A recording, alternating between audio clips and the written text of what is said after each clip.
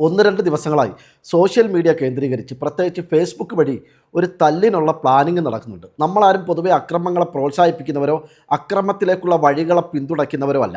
പക്ഷേ ഈ തല്ല് നടക്കുകയാണെങ്കിൽ അതൊരൊന്നൊന്നര സംഭവമായിരിക്കും. കാരണം അല്ലെങ്കിലും അവന് രണ്ട് തല്ല് കിട്ടേണ്ട കാലം എന്നേ കഴിഞ്ഞിരിക്കുന്നു എന്നായിരിക്കും ഈ തല്ല് നടന്നു കഴിഞ്ഞാൽ കേരളത്തിലെ ബഹുഭൂരിപക്ഷം വരുന്ന ജനങ്ങളും പറയുന്നതും വിലയിരുത്തുന്നതും. സംഗതി എന്താണെന്ന് വെച്ചാൽ വർഗീയവാദിയും തീവ്ര ഹിന്ദുത്വവാദിയും കടുത്ത സ്ത്രീവിരുദ്ധനുമായ അഡ്വക്കേറ്റ് കൃഷ്ണരാജിനെതിരെ ഫേസ്ബുക്കിൽ ഒരു കമൻറ്റ് പ്രത്യക്ഷപ്പെട്ടു.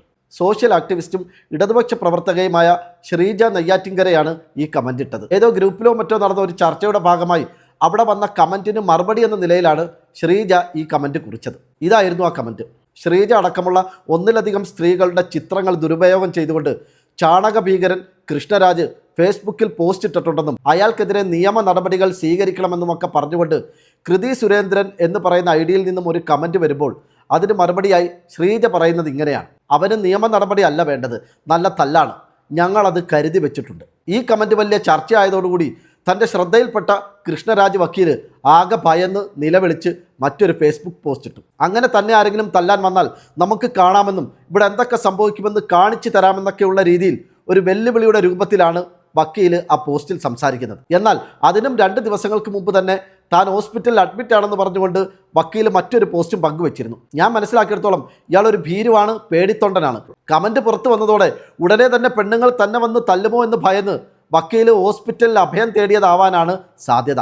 സത്യം പറഞ്ഞാൽ ആണെന്നോ പെണ്ണെന്നോ വ്യത്യാസമില്ലാതെ തല്ലെരന്ന് വാങ്ങുന്ന പണിയാണ് കഴിഞ്ഞ കുറേ കാലങ്ങളായി ഇയാൾ ഫേസ്ബുക്കിലൂടെ എടുത്തുകൊണ്ടിരിക്കുന്നത്. ഇയാൾക്കൊരു വിചാരമുണ്ട്, ഇന്ത്യ ഭരിക്കുന്നത് നരേന്ദ്രമോദി ആയതുകൊണ്ട്, താനൊരു വക്കീലായതുകൊണ്ടും അതിലെല്ലാം ഉപരി താനൊരു തീവ്ര ഹിന്ദുത്വവാദി ആയതുകൊണ്ടും തനിക്ക് ആരെ വേണമെങ്കിലും എന്ത് അസംബന്ധവും പറയാം, ആരെക്കുറിച്ചും എന്ത് കഥകളും പടച്ചുവിടാം. പ്രത്യേകിച്ച് സ്ത്രീകളെ അശ്ലീലവും അസഭ്യവും ദ്വയാർത്ഥവുമുള്ള പദങ്ങൾ ഉപയോഗിച്ച് വിമർശനമെന്ന പേരിൽ അവരെക്കുറിച്ച് എന്തും പറയാനും എന്തും പ്രചരിപ്പിക്കാനുമുള്ള അവകാശം തനിക്കുണ്ട്, അല്ലെങ്കിൽ അങ്ങനെ ഒരു അവകാശം പ്രത്യേകമായി തനിക്ക് ആരോ പതിച്ചു തന്നിട്ടുണ്ട് എന്നൊരു ഭാവത്തിലാണ് ഫേസ്ബുക്കിൽ ഇരുന്നു കൊണ്ട് ഇയാൾ ഈ മാതിരി പണിയെടുക്കുന്നത്. അതിൻ്റെ ഏറ്റവും ഒടുവിലത്തെ ഉദാഹരണമാണ് കഴിഞ്ഞ ദിവസം ഇയാൾ ഏഷ്യാനെറ്റ് ന്യൂസിലെ വാർത്താവതാരകനായ അബ്ജോദിനെയും അദ്ദേഹത്തിൻ്റെ ഭാര്യയെയും കുറിച്ച് ഫേസ്ബുക്കിൽ എഴുതിയ ഒരു പോസ്റ്റ്. ക്രിസ്മസ് ദിനത്തിൽ ഉത്തരേന്ത്യയിൽ ആകമാനം ക്രിസ്ത്യാനികൾക്കെതിരെ വലിയ അക്രമങ്ങൾ നടന്നപ്പോൾ അതിൽ പ്രതിഷേധിച്ചുകൊണ്ട് അബ്ജദ് വർഗീസും അദ്ദേഹത്തിൻ്റെ ഭാര്യയും കൂടി ഇരിക്കുന്ന ഒരു ചിത്രം പങ്കുവെച്ചുകൊണ്ട് അദ്ദേഹം എഴുതിയതിൻ്റെ ഒരു സാരാംശം ഇങ്ങനെയാണ്: ഞാനൊരു വിശ്വാസിയല്ല, അതുകൊണ്ട് തന്നെ ഇതുവരെ എൻ്റെ കലണ്ടറിൽ ഈസ്റ്ററോ ക്രിസ്മസോ അങ്ങനെയുള്ള ഒന്നും ഉണ്ടായിരുന്നില്ല. പക്ഷേ ഇനി മുതൽ എല്ലാം ഉണ്ടാവും. ക്രിസ്മസ് ഉണ്ടാകും, ഓണം ഉണ്ടാകും, വിഷു ഉണ്ടാകും, വലിയ പെരുന്നാളും ചെറിയ പെരുന്നാളും എല്ലാം ഉണ്ടാകും, എല്ലാം ഞാൻ ആഘോഷിക്കും. സനാതനധർമ്മം പകർച്ചവ്യാധി എന്ന് വിലയിരുത്തിയ അംബേദ്കറുടെ ഇന്ത്യയിൽ തന്നെ ജീവിക്കുകയും ചെയ്യും. ഇതായിരുന്നു ഫേസ്ബുക്കിൽ അദ്ദേഹം കുറിച്ചത്.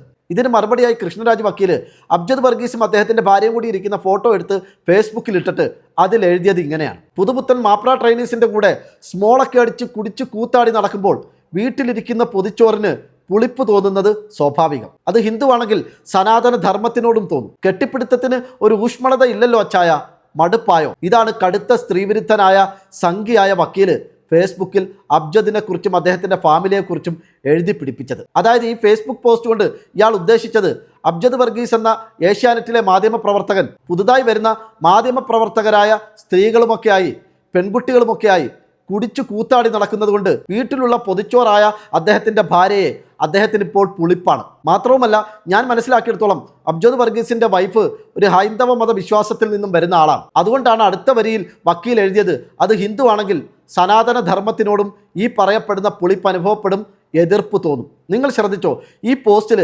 അബ്ജദ് വർഗീസ് അഡ്രസ്സ് ചെയ്ത വിഷയത്തെക്കുറിച്ച് കമാന്നൊരക്ഷരം വക്കീൽ മിണ്ടിയിട്ടില്ല. നിങ്ങൾ ഈ പറയുന്ന സനാതന ധർമ്മം അത്ര മൂല്യമുള്ള ധർമ്മവും സംസ്കാരവുമാണെങ്കിൽ മറ്റുള്ള മതവിശ്വാസികളെ അവരുടെ ആഘോഷങ്ങളെ ആക്രമിക്കുന്നത് ശരിയാണോ എന്ന ന്യായമായ ചോദ്യമാണ് അബ്ജദ് വർഗീസ് തൻ്റെ ഫേസ്ബുക്ക് പോസ്റ്റിലൂടെ ചോദിച്ചത്.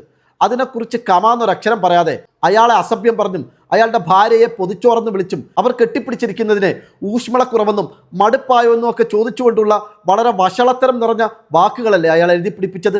ഇതിനെ വിമർശനമെന്നാണോ നമ്മൾ പറയുക? ഇത് അങ്ങേയറ്റം മോശമായ അപമാനിക്കലല്ലേ, അപകീർത്തിപ്പെടുത്തലല്ലേ, അസഭ്യവും അശ്ലീലവും നിറഞ്ഞ പദപ്രയോഗങ്ങളല്ലേ? അങ്ങനെയുള്ള ഇയാളെ, സ്ത്രീവിരുദ്ധനായ ഇയാളെ ആരെങ്കിലും തല്ലാൻ തീരുമാനിച്ചിട്ടുണ്ടെങ്കിൽ നമുക്കവരെ കുറ്റം പറയാൻ പറ്റുമോ?